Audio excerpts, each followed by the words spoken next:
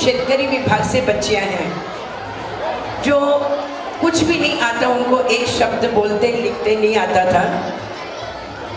पहले दिन जब मैं गई सिखाने के लिए तो आदिवासियों की भी बच्ची है इसमें बहुत, भाई हमें नहीं सिखा पाएंगे, पर रेखा जी त्रिवेदी, आप आइए रेखा जी, खड़े हुए जरा।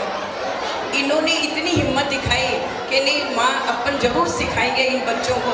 तो हम लोगों ने 8 दिन तक रेगुलर गए, पर इनकी मैडम मनीषा जी, इन्होंने बच्चों को इतना कमाल से सिखाया कि ब्लैक बोर्ड पर श्लोक लिखती थी और वो लिखे हुए श्लोक से उन्होंने बच्चों को तैयार किया है। हमने तो खाली बुक से सिखाया, पर इन्होंने श्लोक लिख लिख कर बच्चों को तैयार करवाए।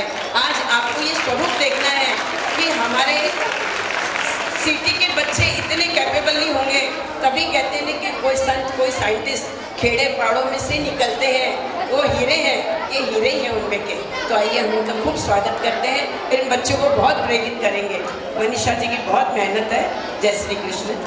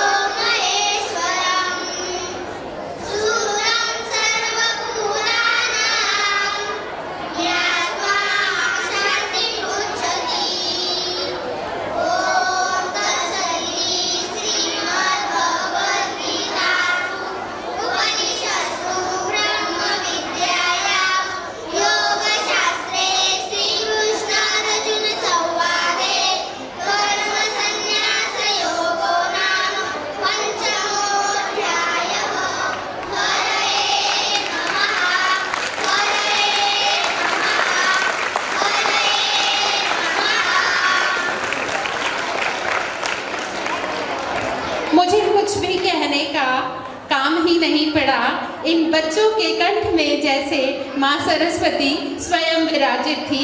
ये आपने और हमने यहाँ सभी जो भी हैं सभी ने अनुभव किया। ये होती है गीता और ये होता है बच्चों का एक मन कि हमको किसी चीज़ को कैसे सीखना है। कहीं कहीं हम लोग बोलते हैं बड़े बड़े भी कि हमें संस्कृत नहीं आती, और इन छोटे बच्चों ने आज हम सभी को झूठा घोषित कर दिया। अगर हमें चाह है तो हम कुछ भी सीख सकते हैं। तो वंस अगेन एक बार ढेर सारी तालियां इन लोगों के लिए। जिल्हा परिषद मराठी मुलींची शाळा कानडदा, इसके प्रिंसिपल सर श्री राजू जी सोनम ने इनका सम्मान करने के लिए रेखा जी त्रिवेदी को आमंत्रित करती हूँ। हाँ साधना जी, रोटरी क्लब से जो भी आए आपका भी स्वागत है। और हमारे इसमें इन बच्चों में मोमेडन बच्चियाँ भी हैं जिन्होंने इतनी सुंदर गीता गाई है। तो मेरे ख्याल से ये हमारे लिए बहुत बड़ी अपॉर्चुनिटी है हमारे धर्म के लिए।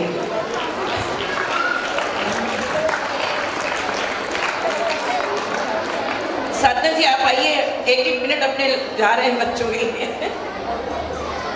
हम लोगों ने ये लिया, हमें बहुत अच्छा लगा बच्चों के साथ एक नई चीज बांटी।